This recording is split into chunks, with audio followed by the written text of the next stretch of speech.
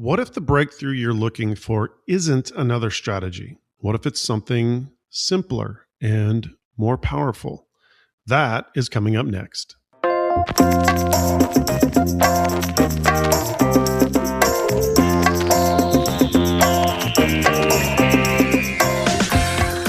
Welcome to the Chris Lacurdo Show, where we discuss leadership and life and discover that business is what you do, not who you are.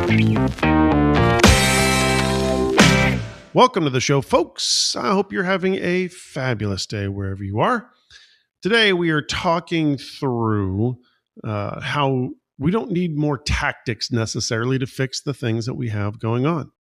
In fact, if you're wrapping up Q1 and you're feeling a little stretched, maybe even wondering why things still seem to be flowing through you, you're not alone.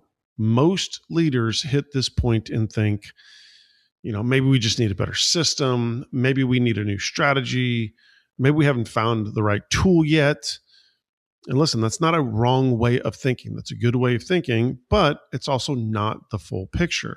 So in this episode, we're going to walk through a few simple shifts that can completely change how your business feels to run and how your team shows up inside it. Now, I will tell you, as I go through this, it is something that I have helped many leaders over the years who struggle with I need a new tactic. I need a new thing. I need a new system. I need a new process. They see that there are struggles. They see that there are things that could be going better. But what ends up happening is they end up putting in a new process almost yearly, and sometimes even a couple of different processes every year. Folks, my team, we are process people. We have fantastic processes to solve stuff, to run businesses incredibly successfully. But I can tell you, putting in new stuff over and over again and different stuff and different, authorities' way of thinking and different companies' ways of doing stuff isn't the solution that you're looking for. What that does over and over and over again, when you continue to do the new next thing, right, is you tank your company's morale. You tank your culture. Because just as they are starting to do something that appears like maybe it's going to be a good new process, or it's what you're telling us we should do, and then we shift gears, well, now we have to start learning a whole nother process. And I know it doesn't seem like it's a lot to the leader at the time when they're putting it in place, but what it does to your team is eventually they go, well, whatever. I'm just going to keep doing what I do every day. And, maybe this new process will solve everything. It's not going to. Now, I'm not saying you don't have the need for a new process. Like I say, we are huge process people, but we are also huge on consistency. We are also huge on not changing direction 14 times in 3 years, right? You need a leadership reset. There's no doubt about that. And we're going to talk about 4 shifts that change everything. But I want you to realize we need to find what works. It needs to be stuff that actually works. It needs to be stuff that is proven. And then we need to drive it forward. And we need to find out, if something's not working, what's wrong with how we're implementing, right? Is it this new process that is supposedly the next great thing? Or do we just need some fixes to some things that we aren't doing well at the time? So the first shift I want you to do is I want you to stop looking for the next fix. You've been trying things, new tools, new strategies, new ideas, and it's not helping. Obviously, if it was, we wouldn't be looking for the next new fix, right? So here's the truth. That's not a problem. That's what good leaders do, try to figure out, right? What do I need to do? But sometimes the issue isn't what you're doing. It's the weight you are carrying, yes, you, while you're doing it. So instead of asking, what should we try next? Start asking why. Why is this still dependent on me? What is still dependent on me? What are the things that keep coming back on me as a leader that I'm still heavily focused on or I'm still heavily involved in? And should I be? Here's how it impacts your team when you do this.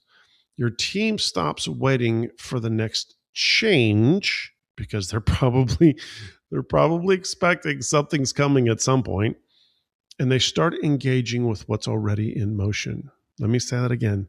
They start engaging with what's already in motion.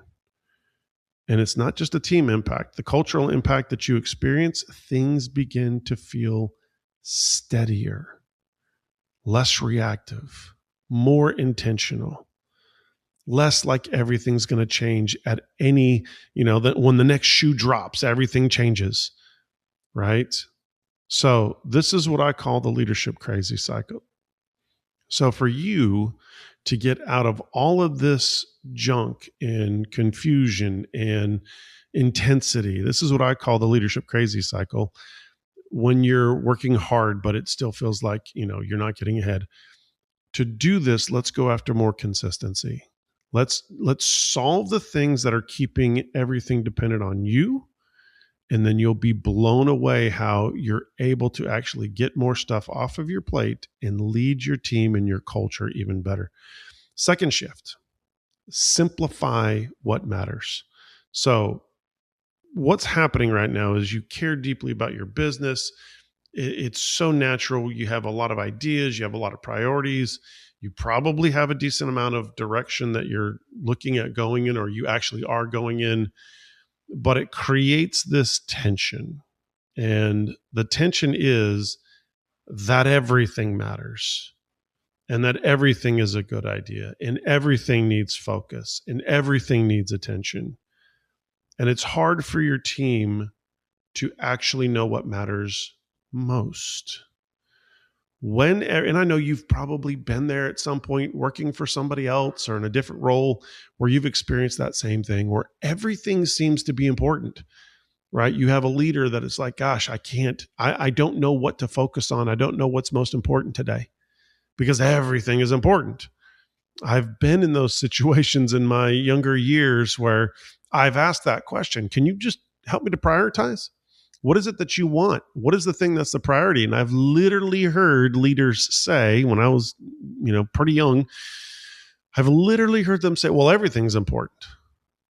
Okay, but can you help me to prioritize? Well, everything needs to be prioritized. That doesn't make sense. That literally goes against the concept of prioritization. What's the most important thing I work on? Well, everything's important for you to work on. Okay, now I just feel like you're just trying very hard to get me to do 47,000 things and you don't actually care, right? Because what I need to know is if I'm a team member on your team, I need to know what's most important. What is the key result you're looking for in what you're paying me for? Right? When I look at my role, when I look at my job, what are the most important things that I accomplish? What are the highest priorities that I go after today? What should I prioritize on my to-do list? Because if you don't let me know, if what I feel like is that everything carries the same exact amount of priority, then I can tell you my energy is going to be split like, what we call a shotgun approach. I'm going to be going in 17 different directions. I'm going to give a little attention to this, little attention to this, little attention over here, little attention on this thing over here that just popped up on my radar. And it's not going to be intentional. It's not going to be productive. I can tell you that. It's going to be insanely reactive and not very proactive. So what changes here?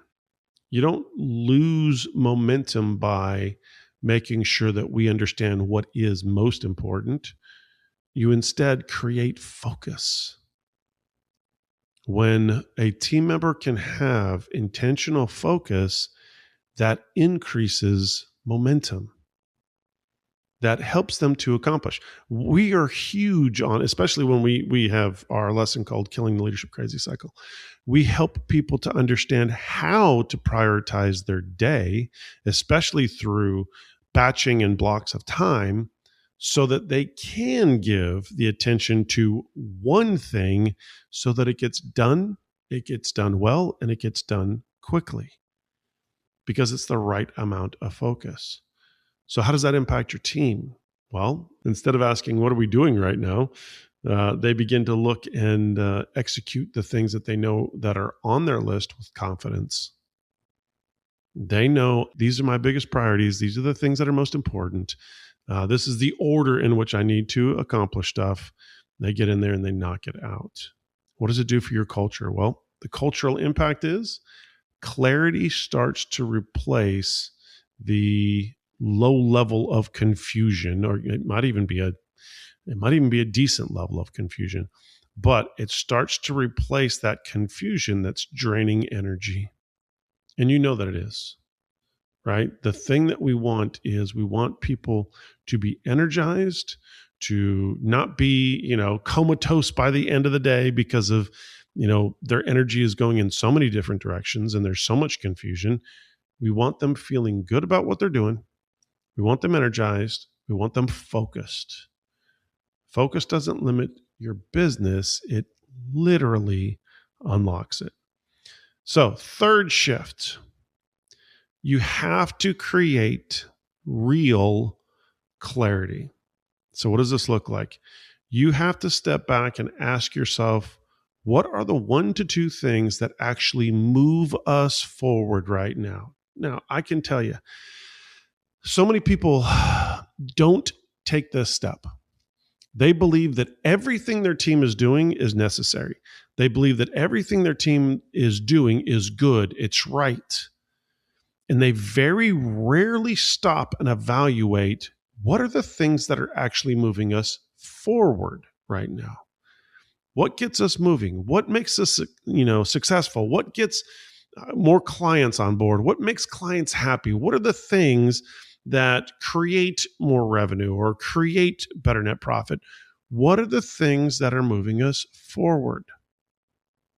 Second thing you need to ask is, does our team know that clearly? And I think you probably already know the answer to that. I think you probably already know that there is a level of confusion in team members on whether or not what they're doing is the thing that moves the ball forward.